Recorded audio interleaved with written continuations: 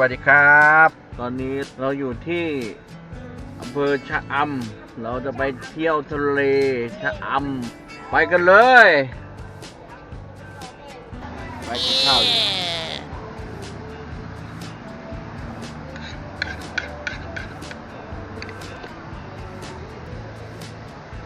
แม่เองเหรอฮัลโหลแม่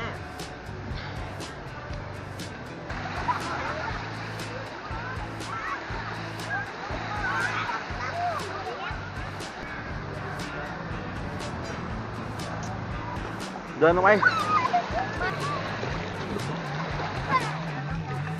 ยาฮู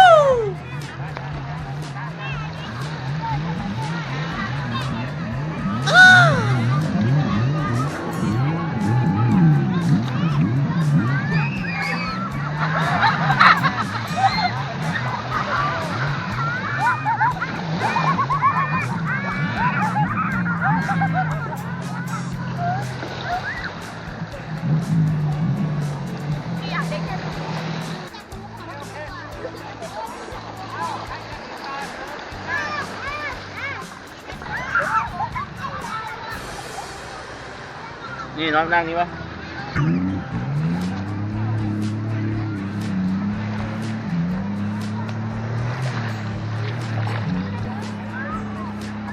ก็เขาบอกเครื่องนี้กันน้ำไม่ใช่เหรอ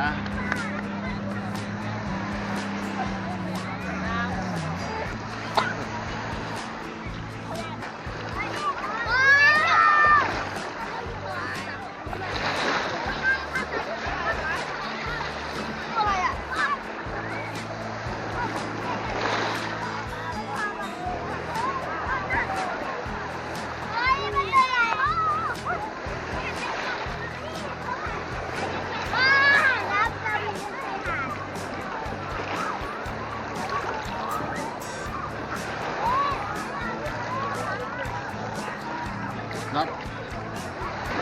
ว้าวเต้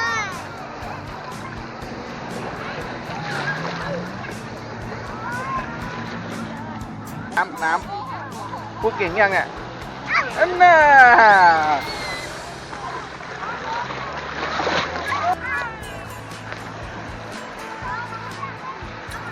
ท่าน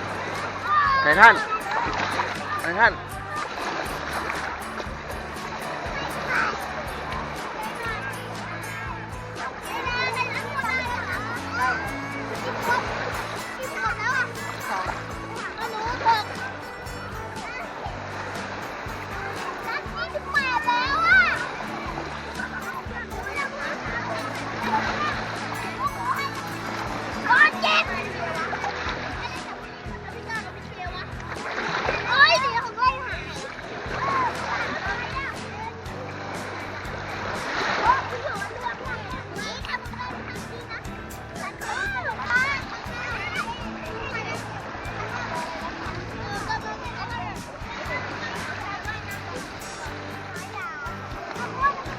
ไปดู YouTube นะ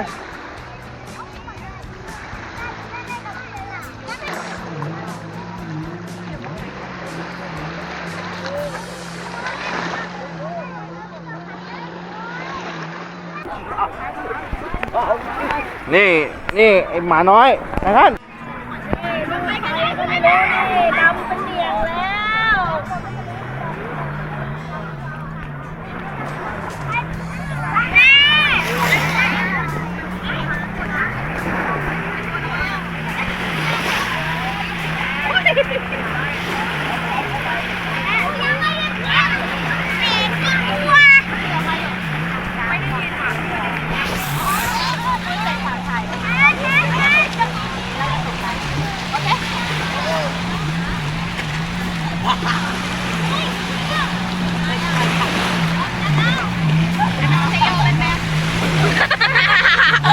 อันยองอันเซโยแบมแบมบอก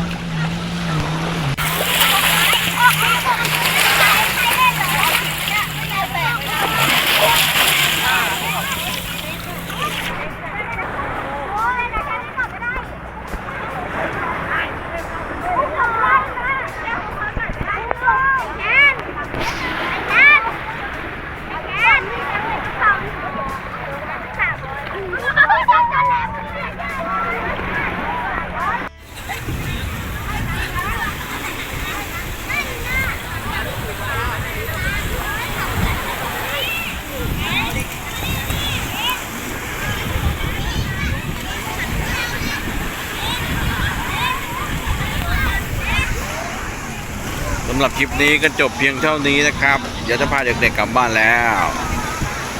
บ๊ายบาย